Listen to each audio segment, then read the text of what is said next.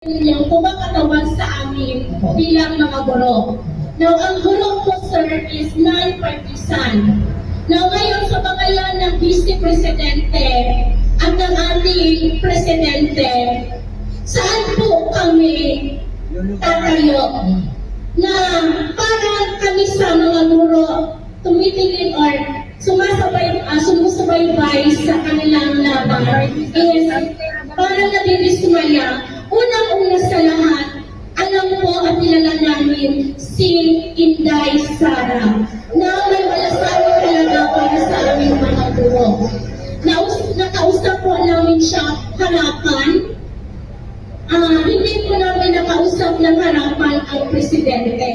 Ngayon po, nasasaktan kami na dinadala ng ACT teachers ang kabuuan ng guro para siya'y patipusin.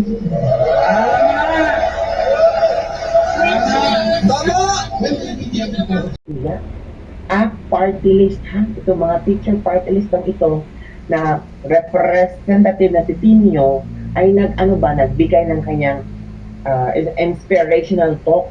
Ang ginawa niya, siniraan niya si VP Sara sa harap ng mga guro.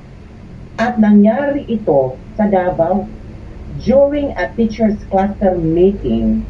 At party list representative Antonio Tinio arrived and began discussing topics related to the Vice President and confidential funds. Pero, confident kaayo si Tinio na walang mag-react, pero ito kabibighan. Isang guro, isang matapang na guro, ang tumayo at nagsalita. At pinapalakpakan ito ng maraming guro din.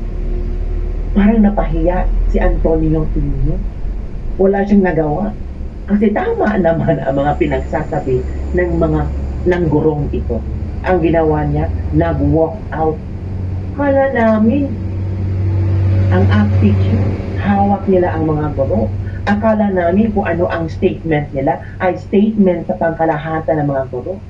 Nakakahiya naman ito, Frank Castro, at party list pa naman kayo, pero hindi kayo sinusuportahan ng mga guro. So, gusto nyo bang mapanood ang video mga bibig?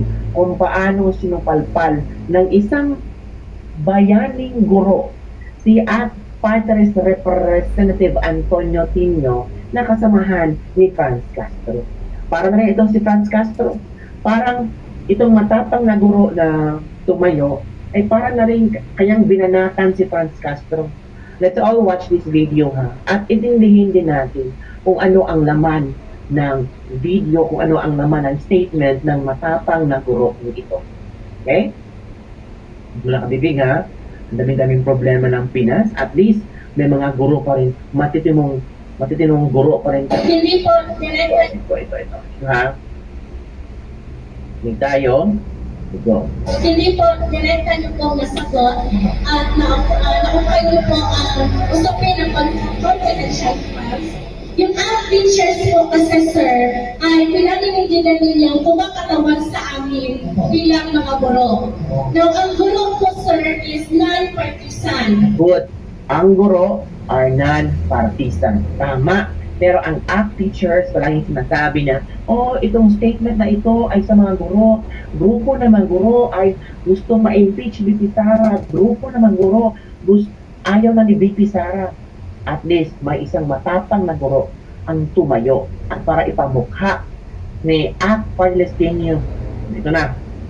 Now, ngayon sa pangalan ng Vice Presidente at ng ating Presidente, saan po kami tatayo na para kami sa mga guro tumitingin or sumusubaybay sa kanilang laban is para nadidismaya. Unang-una sa lahat, alam po at kilala namin si Inday Sara na may malasakit talaga para sa aming mga guro. Malakpak ang mga tao na may malasakit si VP Sara sa mga guro ay pumalakpak ang mga tao. Nakausap po namin siya harapan. Hindi po namin nakausap ng harapan ang Presidente. Adoy, tama. Si VP Sara lang pala ang nakausap ng mga guro ng harapan.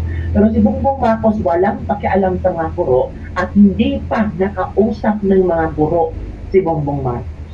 For how many years na umupong presidente, yung kabibig yung malaking Teachers Day, nag-message si Bongbong Marcos. Pero nakausap ba niya kung ano ang problema sa eskwelahan? Bibi Sara talaga pumupunta at kinakausap ang mga guro personally. Ngayon po, nasasaktan kami. Oo. Kasi na ngayon ng ACT teachers ang kabuuan ng guro para siya'y matikusin.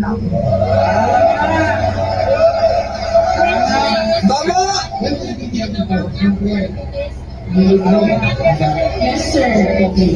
Hindi lang po sa mayor, sir. Pero I think namin siya mayora. Alam namin na siya ang totoong may malasakit. Tama!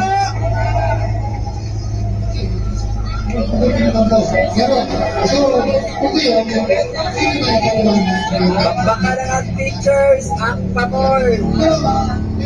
Hala, again, Hindi po, direkta